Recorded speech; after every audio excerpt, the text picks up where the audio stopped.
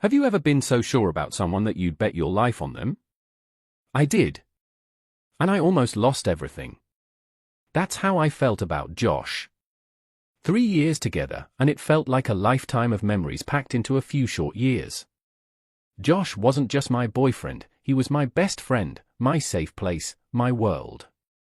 We had it all: midnight drives with no destination, lazy Sundays binge-watching movies, and a shared Spotify playlist that told our love story better than words ever could. Even our dog, Max, was like a symbol of everything good between us, wagging his tail in perfect harmony with our lives. And then there was Liam. Liam had been Josh's best friend since childhood. They were inseparable, like brothers. Liam was the life of every party, the guy who could make everyone laugh with his over-the-top antics. At first, I liked him, he made Josh happy, and his energy was contagious. But as time went on, I started to notice things. It wasn't just the way Liam looked at me sometimes, like he was trying to read my mind. It was the comments. You know the ones, they start off innocent enough, little jokes or compliments that seem harmless on the surface but carry something heavier underneath. "Maya, you're way too pretty to be with a guy like Josh," he'd say, laughing like it was no big deal. I'd roll my eyes and laugh it off. What else could I do? But let me ask you something, what would you do if someone kept crossing lines that felt invisible to everyone else? Would you call them out? Or would you, like me, hope it was all in your head? The night it changed was a regular Friday evening. Josh and I had invited a few friends over for drinks and games. Liam was, as usual, the loudest in the room, cracking jokes and keeping everyone entertained. At one point, I got up to grab a drink from the kitchen. That's when it happened. Liam followed me, his voice dropping from playful to something quieter, more deliberate. "You've got a way of making people forget everything else when you walk into a room," he said, stepping a little too close. I froze. It wasn't what he said, it was how he said it. Low, almost like a secret meant just for me. Then he reached out, brushing his hand against my arm as if to emphasize his point. It wasn't a casual touch. It lingered, making my skin crawl. I pulled back instinctively, my heart racing. "What are you doing?" I asked, trying to keep my voice steady. He smiled, this sly, infuriating smile, and shrugged. "Relax, it's just a compliment. Don't read into it." But I couldn't shake it. I spent the rest of the night replaying the moment in my head, trying to convince myself I was overreacting. Maybe it was nothing. Maybe I imagined the whole thing. Deep down, though, I knew the truth. Liam wasn't harmless. And this wasn't the last time he'd make me feel that way. Before I continue, let me ask you, have you ever ignored a gut feeling because it was easier than facing the truth? I did. For weeks. But pretending nothing was wrong only gave Liam more room to push boundaries I didn't even know I had. And he wasn't done yet. Far from it. How many signs does it take before you stop giving someone the benefit of the doubt? 2. 3? For me, it was 5. The first time, I laughed it off. A midnight text from Liam saying, "You looked amazing last night. I can see why Josh fell for you." Harmless, right? Compliments were normal between friends, weren't they? But the timing, it was the timing that made my stomach churn. Midnight isn't the hour for innocent messages. I told myself not to overthink it. Maybe Liam had too much to drink, or maybe he just meant it in a friendly way. But then came the second time. Josh wasn't around, and Liam decided to drop another comment. "If things were different, maybe you and I could have been something." I remember how the room felt like it shrank. I froze, unsure of how to respond. I forced a laugh, trying to make it clear this wasn't okay. "What are you even talking about, Liam? That's not funny." But he didn't back down. He smirked, shrugged, and said, "Just saying." Let me ask you, have you ever had someone say something so inappropriate it left you questioning whether you were the one overreacting? That's exactly how I felt. I decided to confront him the next day. Quietly, of course. I didn't want to make things awkward for Josh. I told Liam his comments were out of line and that I didn't appreciate them. He didn't apologize. He didn't even flinch. Instead, he smiled, a slow, smug smile, and said, "Relax, Maya. You're reading way too much into this." And that's the thing about people like Liam. They push you just far enough that you start questioning your own sanity. By the third sign, Liam wasn't just crossing lines, he was tearing them down. It started with subtle digs at Josh, things designed to plant seeds of doubt. "He hasn't told you about his ex, huh? Guess he doesn't tell you everything." I didn't know what to believe. Was he lying? Was there something Josh hadn't told me? It was like Liam knew exactly where to poke to make me question the foundation of my relationship. But here's the kicker, have you ever felt like someone was playing a game you didn't know the rules to? That was Liam. He wanted me trapped, unsure of what to do or who to trust. I started avoiding him. I made excuses to leave the room when he was around, hoping he'd get the hint. But instead, he seemed to enjoy it. He'd catch my eye across the room and smirk, like he knew exactly what he was doing. I felt stuck. If I told Josh, what would he say? Liam was his best friend. Would he believe me? Or would I become the villain in this story? For weeks, I stayed silent. It felt like the safest option. But then came the night he crossed the line. The night I couldn't ignore him any longer. Let me ask you, what would it take for you to stop staying silent? Because for me, it was one moment I'll never forget. Do you believe in gut instincts? Because that night, mine screamed louder than ever. It was supposed to be a carefree evening. Josh and I had been invited to a party by one of his friends, and I was determined to enjoy myself despite everything that had been happening with Liam. The house was alive with music, laughter, and the clinking of glasses. Josh was in the kitchen, chatting with a group of guys, his laughter carrying over the noise. For a moment, I let myself feel normal, like nothing was wrong. But then I saw him. Liam. He was standing across the room, watching me with that same infuriating smirk. My stomach tightened, and that gut feeling, the one that had been whispering for weeks, suddenly roared. He waited until Josh was out of sight before making his move.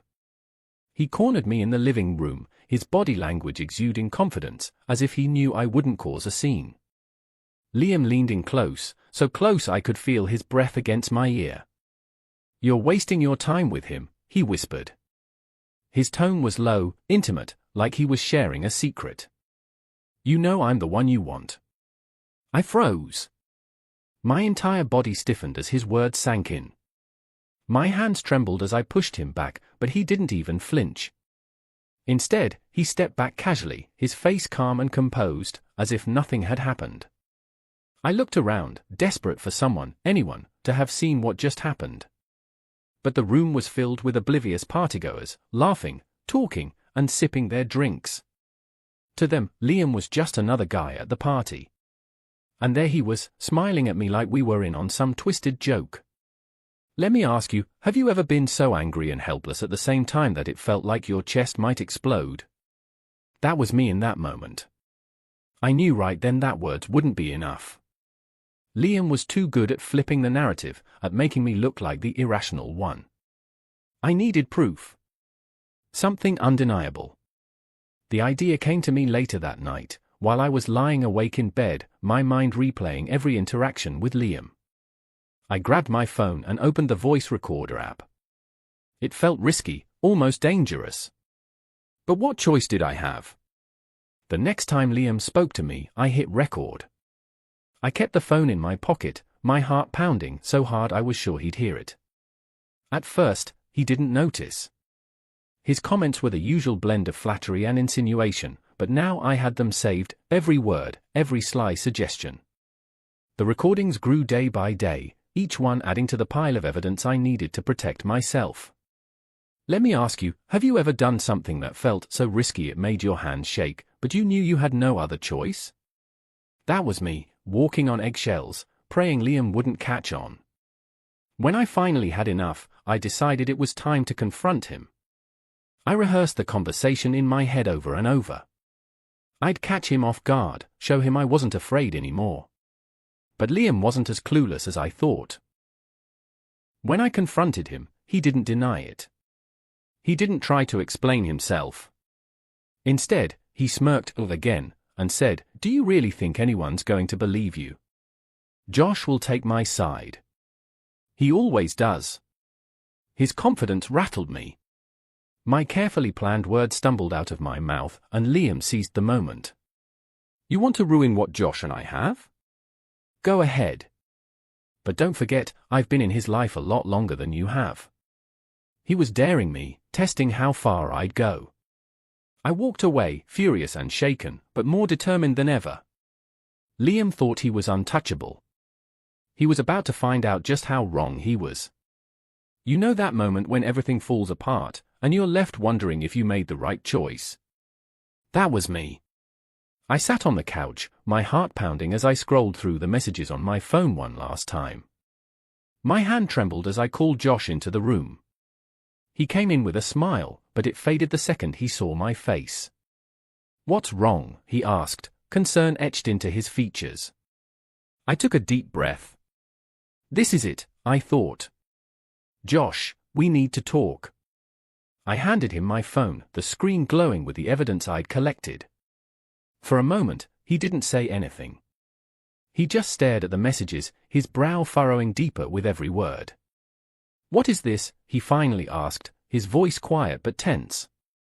"It's Liam," I said, my throat dry. "This is what he's been saying to me.